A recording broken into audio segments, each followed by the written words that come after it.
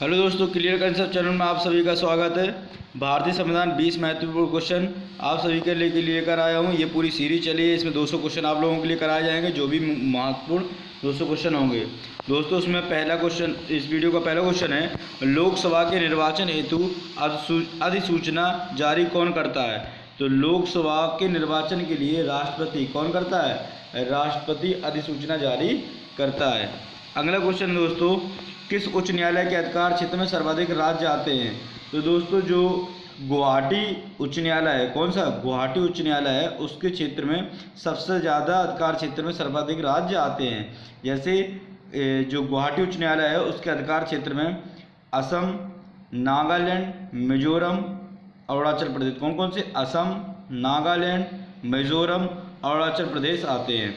अगला क्वेश्चन दोस्तों, किसी राज्य के नाम में परिवर्तन करने का अधिकार किसको प्राप्त है? ये कैसे गलत लिख गया है, किसको प्राप्त है? वो संसद को प्राप्त है। किसको प्राप्त है? संसद को प्राप्त है। भारतीय संविधान के आर्टिकल 2 और आर्टिकल 3 में ये बात कही गई है कि संसद को ये अधिकार होता है, वह किसी राज्य की सीमा को कम कर सकता है या उसकी सीमा को बढ़ा सकता है और उसके नाम में परिवर्तन कर सकता है। जैसे फॉर एग्जांपल अभी 2014 में तेलंगाना को आंध्र प्रदेश से काट कर तेलंगाना बनाया गया था। ऐसे ही 2000 में दोस्तों उत्तराखंड को काट कर उत्तर प्रदेश से उत्तराखंड बनाया गया था। छत्तीसगढ़ बिहार से बनाया गया था। तो इस तरीके से बिहार से झारखंड और मध्य प्रदेश से छत्तीसगढ़ काट के बनाया गया था। तो इस प्रकार ये जो आर्टिकल 2 और 3 में इस बात की व्याख्या की गई है कि संसद को ये अधिकार होता है कि वो किसी राज्य के क्षेत्र में भी कटौती कर सकती है, क्षेत्राधिकार में, और किसी राज्य की सीमा परिवर्तन कर सकती है या फिर उसके नाम में परिवर्तन कर सकता है। राष्ट्रपति के विषयों पर अध्यादेश जारी नहीं कर सकता है। तो राष्ट्रपति के विषयों पर अध्यादेश संघ सूची करती है, राज्य सूची नहीं करती है। संविधान की व्याख्या करने का अंतिम अधिकार किसको होता है? तो सर्वोच्च न्यायालय को होता है। संविधान की जो अंतिम व्याख्या की जाती है वो किसके द्वारा की जाती है? सर्वोच्च न्यायालय के द्वारा की जाती है। मुख्य चुनाव आयुक्त को उसके पद पर कौन हटा सकता है? तो जो मुख्य चुनाव आयुक्त होता है उसको उसके पद से संसद के द्वारा उसको महाभियोग प्रक्रिया होती है।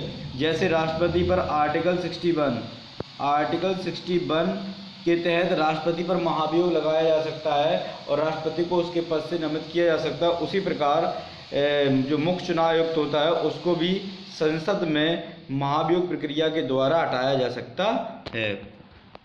मुंबई और कोलकाता उच्च न्यायालय की स्थापना कब हुई थी? तो मुंबई और कोलकाता की स्थापना 1862 में हुई थी। कब हुई थी? 1862 में हुई थी। ये क्वेश्चन कई बार पूछ भी लिया गया है। भारतीय संविधान में शामिल समवर्ती सूची किस देश के संविधान से ली गई है? तो जो समवर्ती सूची है वो ऑस्ट्रेलिया के संविधान से, कहाँ से ली गई है? ऑस्ट्रेलिया के संविधान से ली गई है।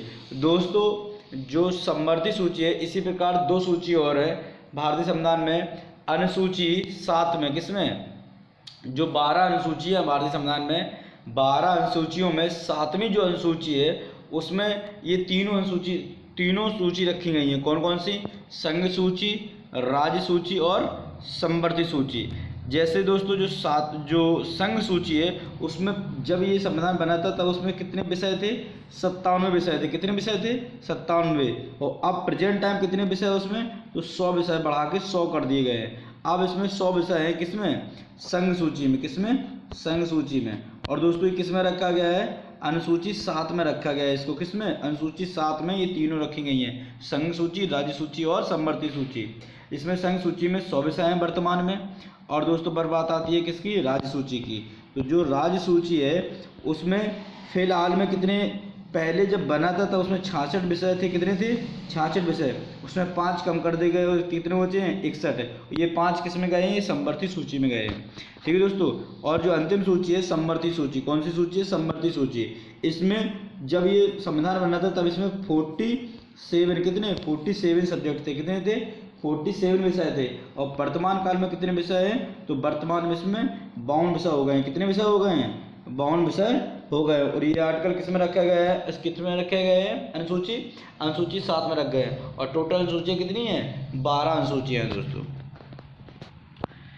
राष्ट्रपति और उपराष्ट्रपति के निर्वाचन संबंधी विवादों का निपटारा किसके द्वारा किया जाता है? तो राष्ट्रपति और उपराष्ट्रपति का जो निर्वाचन का जो विवादित निपटारा होता है वह किसके द्वारा किया जाता है? तो उच्चतम न्यायालय। किसके द्वारा होता है? उच्चतम न्यायालय के द्वारा किया जाता है। राष्ट्रपति पर महाभियोग प्रक्रिया को किस देश के संविधान से लिया गया है? तो वो अमेरिका के संविधान से लिया गया है। कौन सा? महाभियोग प्रक्रिया। किस पर? राष्ट्रपति पर जो महाभियोग प्रक्रिया लगाई जाती है कि राष्ट्रपति किन कंडीशन में अर्हत नहीं होता है कि भारत के संविधान के लिए, तो उसमें कुछ कंडीशन भी रखी गई है किस किस को होता है। तो दोस्तों आर्टिकल 61 किसके तहत? आर्टिकल 61 के तहत राष्ट्रपति पर महाभियोग लगाया जा सकता है दोस्तों। अब दोस्तों बात आती है कि राष्ट्रपति पर जो महाभियोग लगता है उसमें कौन कौन महाभियोग में शामिल हो सकता है, कौन कौन नहीं हो सकता है। तो दोस्तों जो जब राष्ट्रपति का चुनाव होता है तो उसमें जो निर्वाचित सदस्य होते हैं, जैसे जो लोकसभा में 2 और राज्यसभा में 12 जो मनोनीत सदस्य किए जाते हैं राष्ट्रपति के द्वारा, वह राष्ट्रपति के चुनाव में भाग नहीं ले सकते हैं। किसमें? राष्ट्रपति के चुनाव में भाग नहीं ले सकते हैं, लेकिन राष्ट्रपति पर जब महाभियोग लगाया जाता है तब उसमें भाग लेते हैं। दूसरा दोस्तों क्या होता है कि जो राज्य की विधानसभाओं से जो सदस्य होते हैं, जो मेंबर चुने हुए मेंबर होते हैं, वह राष्ट्रपति के चुनाव में भाग लेते हैं, लेकिन वह जब राष्ट्रपति पर महाभियोग लगाया जाता है तो भाग नहीं लेते हैं। और दोस्तों जो केंद्र शासित राज्य है जिसमें 2, एक तो न्यू दिल्ली, एक तो दिल्ली और दूसरा कौन सा? पुडुचेरी, इसके जो निर्वाचित सदस्य होते हैं वह राष्ट्रपति के चुनाव में भाग नहीं लेते हैं और ना ही राष्ट्रपति के चुनाव में भाग लेते हैं, लेकिन वह जब राष्ट्रपति में महाभियोग लगता है तो भाग नहीं लेते हैं। ठीक है दोस्तों, अगला क्वेश्चन है संविधान के किस अनुच्छेद में छुआछूत समाप्त करने की व्यवस्था की गई है? तो जो संविधान के अनुच्छेद 17 है, कौन सा? अनुच्छेद 17 है, उसमें छुआछूत की बात की गई है। दोस्तों टोटल ये जो संविधान में 6 मौलिक अधिकार है, उन्हीं मौलिक अधिकारों के तहत ये लिया गया है। कौन सा? अनुच्छेद 17। ठीक है दोस्तों, सर्वोच्च न्यायालय का गठन एवं शक्तियाँ किस देश के संविधान से ली गई हैं? तो संविधान के जो गठन और शक्तियाँ होती हैं वो अमेरिका के संविधान से, किस संविधान से ली गई हैं? अमेरिका के संविधान से ली गई हैं। अगला क्वेश्चन है भारतीय संविधान कितने भागों में विभाजित है? तो जब भारत का संविधान गठित हुआ था तब कितने पार्ट थे? उसमें कितने भाग थे? 22 पार्ट थे। अब कितने पार्ट हैं? 25। कितने पार्ट हैं अभी? 25 पार्ट हैं। भारतीय संविधान बनाने के लिए कितने कमेटियों का गठन किया गया था? तो 13 कमेटियों का गठन किया गया। कितने कमेटियों का गठन किया गया था? 13 कमेटियों का गठन किया गया था।